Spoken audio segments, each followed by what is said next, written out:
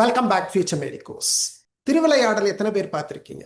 அதில் நாகேஷ் கதாபாத்திரமோ சிவாஜி கதாபாத்திரமோ ஒரு உரையாடல் இருக்கும். நாகேஷ் கேள்விகள் கேட்பாரு, அதுக்கு சிவாஜி பதில் சொல்லுவார். ஸோ அதில் ஒரு கேள்வி இருக்கும், பிரிக்க முடியாதது எது, சேர்ந்தே இருப்பது எது, அந்த மாதிரி கேள்விகள் தொடர்ந்து வந்துகிட்டே இருக்கும். ஸோ அந்த வசனம் இப்போ நவீன காலத்தில் வந்ததுன்னா பிரிக்க முடியாதது எதுன்னு கேட்டிங்கன்னா மேபி நீட் எக்ஸாமும் பிரச்சனைகளும் சேர்ந்தே இருக்கும்ன்றது எல்லாருக்குமே தெரிஞ்சு போச்சு. அடுத்து சேர்ந்தே இருப்பது என்னன்ற கேள்வி கேட்டீங்கன்னாக்கா probably medical admission and court cases. So NEET exam, controversies, court cases இதையெல்லாம் பிரிக்கவே முடியல. கடந்த 10 வருஷமா எப்பெல்லாம் எக்ஸாம் நடந்திருக்கோ, எப்பப்பெல்லாம் மெடிக்கல் அட்மிஷன் நடக்குதோ, we are always going to court cases. கோர்ட்ல ஏதாவது ஒரு கேஸ் நடந்துகிட்டே இருக்கும். அது பலவிதமான கோர்ட் கேசஸ் பார்த்துட்டோம். அதை பற்றி ஒரு பெரிய ஐ திங்க் புத்தகமே எழுதலாம்னு நினைக்கிறேன். அந்த அளவுக்கு கோர்ட் கேசஸ் நடந்திருக்கு. ஸோ இந்த வருஷமும் விதிவிலக்கு இல்லை. இந்த வருஷமும் there are court cases. But luckily the issues are lesser than last year. போன வருஷம் இருந்த அளவுக்கு பெரிய இஷ்யூஸ் இந்த வருஷம் இல்லைன்னு சொல்லி ஓரளவுக்கு நம்ம மனசை அமைதிப்படுத்திக்கலாம். அதுக்கு சேர்த்து அஃப்கோர்ஸ் எக்ஸாம் டிஃபிகல்ட்டாக இருந்தது. பட் இந்த வருஷம் court cases reasonably lesser. So as for us I know there are 2 court cases currently ongoing related to NEET exam. ஒன்று மத்திய பிரதேஷ்ல இந்தூர்ல ஒரு கோர்ட் கேஸும், இங்கே தமிழ்நாட்டில் சென்னையில் ஒரு கோர்ட் கேஸும் போயிட்டு இருக்கு. ஸோ இந்த 2 கோர்ட் கேஸை பற்றி தான் நம்ம டிஸ்கஸ் பண்ண போகிறோம். இதில் இதுவரைக்கும் என்ன ப்ராக்ரஸ் ஆயிருக்கு, இது எப்படி எல்லாரையும் அஃபெக்ட் பண்ண போகுதுன்றதை பற்றி தான் நம்ம பேச போகிறோம். First let's talk about the Madhya Pradesh court case. ஏன்னா அதுதான் ஃபர்ஸ்ட் வந்ததுன்னு நினைக்கிறேன். ஸோ இந்த மத்திய பிரதேஷ் கோர்ட் கேஸ் 13ஆம் தேதியே ஹியரிங்க்கு வருது. அதாவது 4ஆம் தேதி எக்ஸாம் நடந்தது, 4th மே. 13th மே இது ஹியரிங்க்கு வருது. 13th மே கவர்மெண்ட்டை சேர்ந்த அட்வொகேட்ஸ் என்ன சொல்கிறாங்கன்னா, நாங்கள் கவர்மெண்ட்ல கலந்து ஆலோசிச்சுட்டு அவங்ககிட்ட இன்ஸ்ட்ரக்ஷன்ஸ் வாங்கிட்டு அதுக்கு பிறகு நாங்கள் வரோம், எங்களுக்கு ஒரு நாள் டைம் கொடுங்கன்னு சொல்கிறாங்க. ஜட்ஜும் சரின்னு சொல்லிட்டு திரும்ப அடுத்த ஹியரிங்கை 15ஆம் தேதி வைக்கிறாங்க. ஸோ 15ஆம் தேதி என்ன ஆகுதுன்னா, இந்த கவர்மெண்ட் அட்வொகேட்ஸ் யாருமே அப்பியர் ஆகல கோர்ட் கேஸ்ல. ஸோ அதனால ஜட்ஜ் என்ன பண்றாரு, இவங்க ஸ்டூடெண்ட்ஸோட வாதத்தை கேட்டுட்டு அவங்க வாதத்தில் இருக்க நியாயத்தை புரிஞ்சுக்கிட்டு அவர் என்ன சொல்றாருன்னா, considering the fact that the ரெஸ்பாண்டன்ஸ்ங்கிறது இங்க கவர்மெண்ட் ஆஃப் இந்தியா, அது NTA அல்லது மினிஸ்ட்ரி யாரா வேணா இருக்கலாம். The respondents have failed to provide proper conditions to the petitioner. அதாவது எக்ஸாமுக்கு ப்ராப்பர் கண்டிஷன்ஸ் நீங்க கொடுக்கல, which are held on 4th May 2025 and was prevented due to power failure in the various parts of the city. So அன்னைக்கு இந்தூர்ல நிறைய இடங்கள்ல power supply cut ஆயிருக்கு. அதனால it is directed that till the next date of hearing the result of NEET UG shall not be declared. அடுத்து இந்த கேஸ்ல hearing நடக்கிற வரைக்கும் ரிசல்ட்ஸ் பப்ளிஷ் பண்ணக்கூடாது. ஏன்னா அன்னைக்கு கவர்மெண்ட் சைட்ல இருந்து யாருமே வராததுனால ஜட்ஜுக்கு வேற வழியில he said ரிசல்ட்டை பப்ளிஷ் பண்ணாதீங்க, உங்களுக்கு ஏதாவது இருந்ததுன்னா அடுத்த ஹியரிங்ல நாங்க கேட்கிறோம், but results should not be declare அப்படின்னு சொல்லிடுறாங்க. ஸோ இந்த கேஸ்ல இந்தூர்ல கிட்டத்தட்ட ஒரு 11 சென்டர்ஸ் அஃபெக்ட் ஆயிருக்கிறதா சொல்லி தான் இந்த கேஸ் ஆரம்பிச்சிருக்கு. இது 15ஆம் தேதி இதுதான் ஜட்ஜு சொல்லியிருக்காரு. தொடர்ந்து 16ஆம் தேதி திரும்ப ஹியரிங் நடக்குது. இந்த 16ஆம் தேதி ஹியரிங்ல கவர்மெண்ட்டை ரெப்ரசன்ட் பண்ணி அட்வொகேட்ஸ் இருக்காங்க. So இப்போ அந்த government advocates are raising an objection for the previous interim stay on the results. இந்த ஸ்டே ஆன் ரிசல்ட்ஸ்க்கு அவங்க என்ன சொல்றாங்க, சரி சார், நீங்க ஒரு 11 சென்டர்ல அஃபெக்ட் ஆயிருக்குன்னு வாதிடுறாங்க, நீங்க ஏன் எல்லா நீட் எக்ஸாமோட எல்லா ரிசல்ட்டையும் நிறுத்தி வைக்கிறீங்க, இந்த 11 சென்டர் மட்டும் இப்போதைக்கு நிறுத்தி வைங்க, மற்றதெல்லாம் கொஞ்சம் தயவு செஞ்சு ரிலீஸ் பண்ணிருங்க, மற்றதெல்லாம் இட்ஸ் ப்ரொசீட், பட் 11 சென்டர் மட்டும் ஹோல்டு பண்ணிருங்க, அது தட்ஸ் ஓகே அப்படின்ற மாதிரி சொல்றாங்க. இதுக்கு ஆக்சுவலா ஸ்டூடெண்ட் சைட்ல இருந்து அப்ஜெக்ஷன் தெரிவிக்கிறாங்க. ஸ்டூடெண்ட் சைட்ல இருந்து என்ன சொல்றாங்கன்னா, இப்போ நீங்க எங்களை மட்டும் நிறுத்தி வச்சுட்டு மற்ற எல்லாத்துக்கும் ரிசல்ட்டை ரிலீஸ் பண்ணிட்டு கவுன்சிலிங் ஸ்டார்ட் ஆயிடுச்சுன்னா அதுக்கு பிறகு எங்களுக்கு நீங்க ரீடெஸ்ட் வச்சு எக்ஸாம் பண்ணி ரிசல்ட் போட்டாலே எங்களுக்கு யூஸ் இல்லை, ஏன்னா கவுன்சிலிங் முடிஞ்சிருச்சுன்னா what is the point of us writing the எக்ஸாம்ன்ற மாதிரி அவங்க அப்ஜெக்ஷன் ரைஸ் பண்றாங்க. பட் இருந்தாலும் ஜட்ஜ் என்ன சொல்றாருன்னா, it's okay, I understand what the government is proposing, so we are staying the results only for the 11 centers which are affected. So affect ஆகாத மற்ற சென்டர்ஸ்ல results release பண்ண கோர்ட்டுக்கு எந்த அப்ஜெக்ஷனும் இல்லை அப்படின்ற மாதிரி the judge has given exemption. இது வந்து 16th. ஸோ 16th இதை சொல்லிட்டு அண்ட் அதே சமயத்தில் இந்த கவர்மெண்ட் அட்வொகேட்ஸ் என்ன சொல்கிறாங்கன்னா, நாங்கள் 2 நாளில் வந்து இதெல்லாம் விசாரிச்சுட்டு டீட்டெயில்ஸோட வரோம், 19th வந்து திரும்ப ஹியரிங் வச்சுக்கலாம் அப்படின்ற மாதிரி they are saying. So 19th வந்து அடுத்த ஹியரிங் ஃபிக்ஸ் பண்ணுறாங்க. பட் 19th என்ன ஆணுச்சுன்னு தெரியல. ஆர்டரில் பார்த்தீங்கன்னாக்க as requested list the matter on 22nd May. So 19th May actually ஒண்ணுமே நடக்கல. 22nd May தான் we have to wait and see what is happening. So currently மத்திய பிரதேஷ் கோர்ட் என்ன சொல்லியிருக்காங்கன்னா, அந்த அஃபெக்ட் ஆன 11 சென்டர்ஸ், அந்த 11 சென்டர்ஸ்லேருந்து வந்த ரெப்ரசன்டேஷனை பேஸ் பண்ணி அந்த 11 சென்டர்ஸ் மட்டும் ரிசல்ட் பப்ளிஷ் பண்ணாதீங்க, do an investigation, find out what is a fact, but மற்ற ரிசல்ட்ஸை ரிலீஸ் பண்ணுறதுல எங்களுக்கு அப்ஜெக்ஷன் இல்லைன்னு சொல்லியிருக்காங்க. சரி, இதுதான் மத்திய பிரதேஷ் கோர்ட்ல நடந்திருக்கு. இதை ஒரு ஓரமா வச்சிருவோம். இப்போதைக்கு now let's come to high court of Chennai. சென்னையில் என்ன சொல்லியிருக்காங்கன்றத பார்த்துருவோம். சென்னையில் கிட்டத்தட்ட ஒரு 13 ஸ்டூடெண்ட்ஸ் சேர்ந்து they have come to the court. Mainly the students are around in and around Tiruvallur. They have written the exam at Avadi. ஆவடியில் ஒரு ஸ்கூல்ல எக்ஸாம் எழுதியிருக்காங்க. ஸோ அவங்க வந்து கோர்ட்டுக்கு வந்தது வந்து, நாங்கள் எக்ஸாம் எழுதும்போது பவர் கட் ஆயிடுச்சு, கிட்டத்தட்ட 3 மணிலேருந்து 4:15 வரைக்கும் பவர் அவுட்டேஜ், பவர் கட் ஆயிடுச்சு, கிட்டத்தட்ட ஒரு 1.25 மணி நேரம் பவர் இல்லை. ஸோ அதனால எங்களால் ப்ராப்பராக எக்ஸாம் எழுத முடியல. நாங்கள் இன்விஜிலேட்டர்ஸ்ட எக்ஸ்ட்ராவாக டைம் கொடுங்கன்னு ரிக்வஸ்ட் பண்ணோம், அவங்க அதுவும் கொடுக்கல. So we need some relief அப்படின்னு சொல்லிட்டு வராங்க. அதே சமயத்தில் அவங்க சொல்றது வந்து, அந்த எக்ஸாம் முடிஞ்ச உடனே இமீடியட்டாக they said they have raised this issue to NTA through email, but NTA கிட்ட இருந்து எந்த ரெஸ்பான்ஸும் இல்லை, அதனால we are coming to the court அப்படின்னு சொல்லிட்டு சொல்றாங்க. இதுக்கு கவர்மெண்ட் சைட்ல இருந்து என்ன சொல்றாங்கன்னா, சரி நீங்க சொல்றது எங்களுக்கு இப்போ தெரியல, we will conduct an investigation.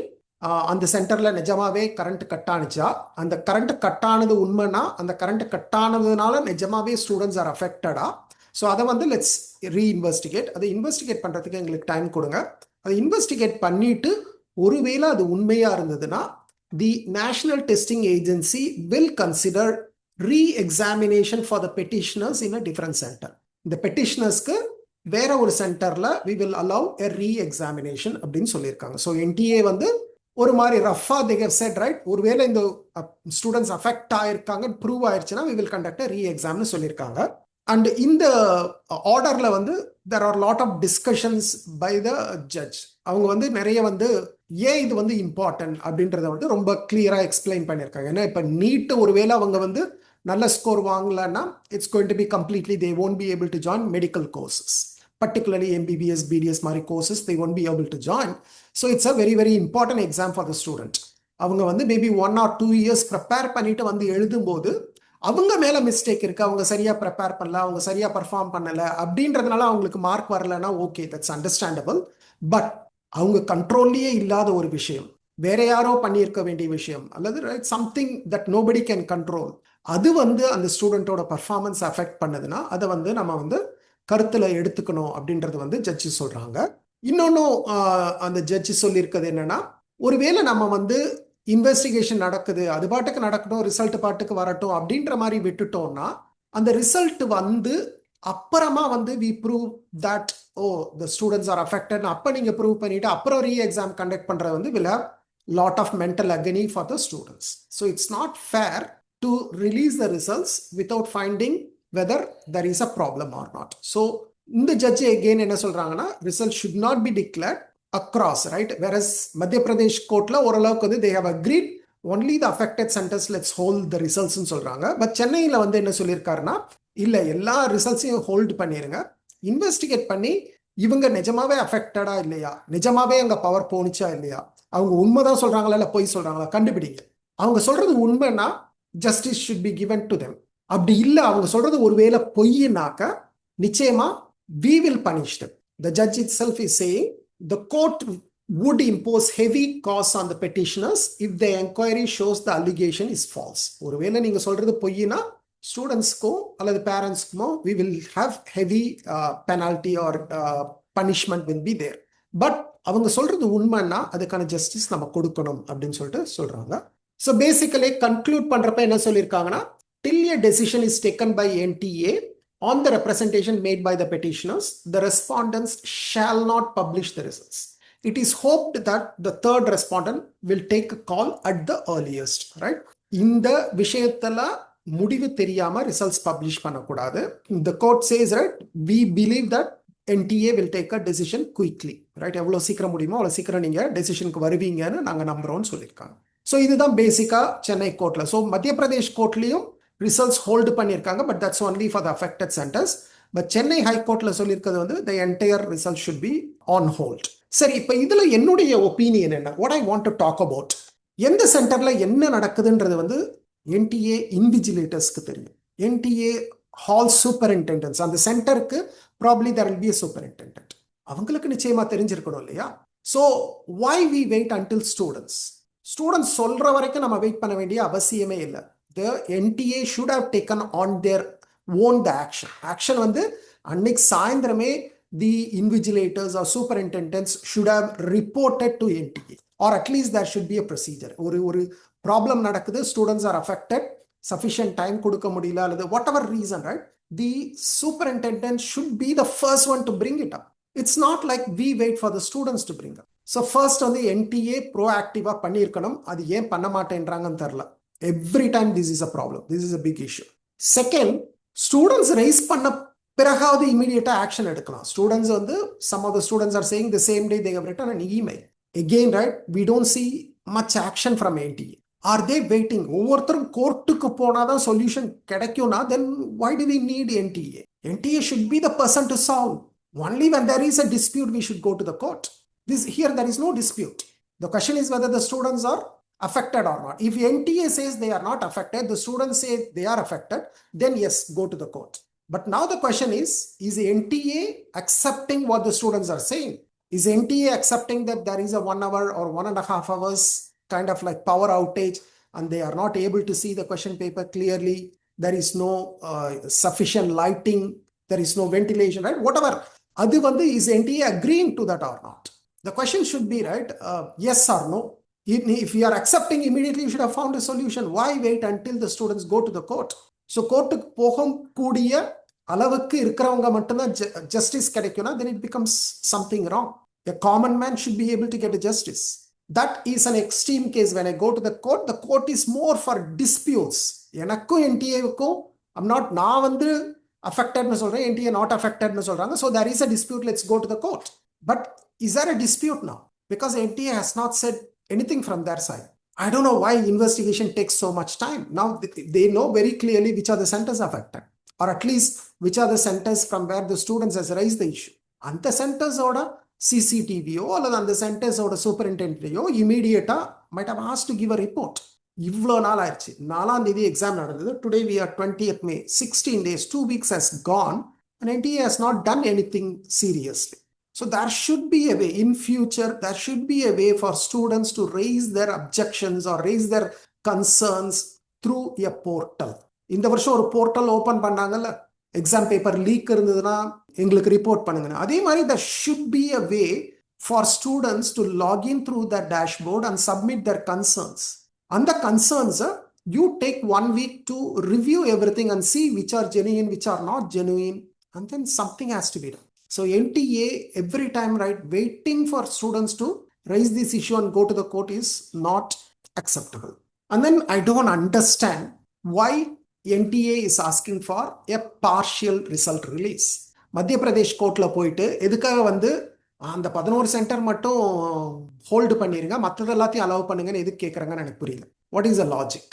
How can you release a result without considering all the candidates in the exam? இப்போ லெட்ஸ் சே, ரைட், அந்த ஒரு 11 சென்டர், லெட்ஸ் சே தமிழ்நாடுல ஒரு centre, right, let's say approximately let's say ஒரு few thousand students are அஃபெக்டட்னு வச்சுப்போம். Let's say ஒரு 500 students, ஒரு 4,000 5,000 students அஃபெக்டட்னு வச்சுப்போம். Now, are you going to release the results of the remaining, let's say 23 lakh students, ignoring the 5,000 students? அப்புறமா ஒருவேளை re-exam conduct பண்ணி score வந்ததுன்னா அவங்களோட ரேங்க் எங்க இன்சர்ட் பண்ணுவீங்க? திரும்ப போன வருஷம் பண்ண மாதிரி ஃபர்ஸ்ட் ஸ்கோர் கார்டு ரிலீஸ், அப்புறம் ரிவைஸ்டு ஸ்கோர் கார்டு, அப்புறம் ரிவைஸ்டு ஸ்கோர் கார்டு 3 தடவை ரிலீஸ் பண்ணீங்க இல்லையா? So there is no logic in releasing results in batches. இந்த எக்ஸாம் ஏன்னா ரேங்க் இஸ் இம்பார்ட்டன்ட், மார்க் மட்டும் இல்லை. மார்க்னே நீங்க எப்போ வேணா ரிலீஸ் பண்ணி போகலாம், ஏன்னா everybody have absolute marks. But the exam is more about the relative performance, the ranks are important. So there is no point of releasing partial results. So I don't understand why NTA has put up that request. Ideally, NTA should not release the results until they settle all this. By this time, they should have known என்ன problem, whether it needs a re-exam. அந்த அளவுக்கு affect ஆயிருக்குனா they should conduct a re-exam. And NTA has so much experience in conducting re-exam, and they do it very fast also. In the last few years, we have seen, right, due to various reasons, they have conducted re-exam. And the re-exams எல்லாமே ஓரளவுக்கு ஃபாஸ்டாவே பண்ணிருக்காங்க. Within a week, they were able to conduct the exam and then, right, come out with the results and all. So I don't see a problem. It's only about NTA, whether they are accepting something or not. If you are not accepting, straight away tell, right, the students are at fault. Straight up வாங்க. நீங்க இங்கேயும் போக மாட்டேன்றீங்க, அங்கேயும் போக மாட்டேன்றீங்க, நடுவுலயே நின்றுட்டு இருக்கீங்க. That's the problem. So now what will happen, or what is most likely to happen? There are two possibilities. One, either the students are right or the students are wrong. I think most likely the students are correct in this case. But of course, நமக்கு தெரியாது எந்த அளவுக்கு அந்த சென்டர்ல affect ஆயிருக்குன்னு தெரியல. Whether it is sufficient lighting, இல்ல complete டார்க்கா இருந்ததா, கண்ணே தெரியலையா, எனக்கு தெரியல. NTA will investigate. So ஒருவேளை let us say, right, the students are affected. Then there are only two options. One, go for grace marks. அல்லது second, go for re-exam. The grace marksல இருக்கிற ப்ராப்ளம்ஸ் பத்தி லாஸ்ட் இயரே நிறைய நான் discuss பண்ணியிருக்கேன். ஏன்னா grace marks in NEET exam is slightly a difficult approach. ஏன்னா we have biology, chemistry, physics. So இப்போ பயாலஜியில் ஒருத்தன் பர்ஃபார்ம் பண்ணுறதை வச்சு அவனுக்கு ஃபிசிக்ஸில் மார்க் கொடுக்க முடியாது. The question difficulty levels are also different. So பயாலஜியில் வந்து அவன் வந்து 75% எடுத்துட்டான், ஃபிசிக்ஸ் வந்து அவனுக்கு அட்டன் பண்ண டைம் இல்லை because of power outage. So பயாலஜியில் அவன் வந்து 75% எடுத்தான்றதுக்காக ஃபிசிக்ஸ்லேயும் 75% கொடுக்க முடியாது. ஏன்னா இந்த வருஷம் ஃபிசிக்ஸில் everybody are going to score low. So if you are going to extrapolate, that's not going to be the right approach. Okay, sir, biology performance biology apply பண்றோம், chemistry எப்படி perform பண்ணிருக்கான் அந்த percentage வச்சு மீதி unattended questions we will do. Physics then again it's very difficult because physics ஒரு question கூட attend பண்ணலனா how we are going to extrapolate. So it's this grace marks is not the right approach. அது scientifically work ஆகாது. Particularly an exam like NEET exam, it's not going to work very well. So the best possible outcome is a re-exam. Yes, re-exam, whether it is fair or unfair, whether the exam will be easier, whether the students who are writing again, will they have an advantage? All these are there, right? Again, it's not a perfect solution, but that's the next best solution. So ideally, NTA should quickly come out with this solution. Probably by this time, I believe they have done the investigation. Quicker, they should come out with this proposal, say that we are going to conduct a re-exam. Maybe by end of May, they could release the results of everybody, including everyone affected, by 14th June, which was the original schedule. So 14th June still time irukku. So I don't see a big problem there. So let's hope NTA comes to a conclusion quickly. So students, should you be worried? Will the results be delayed? Will it affect the counseling? எனக்கு தெரிஞ்சு இல்லை. The results are expected on time. The counseling, when it will start, I don't know. But most likely it will be better than last year. That's what I'm expecting. So will there be any delay as of today? No. That's the good news I want to give you. Hopefully we will see a resolution soon. Thank you. Bye-bye.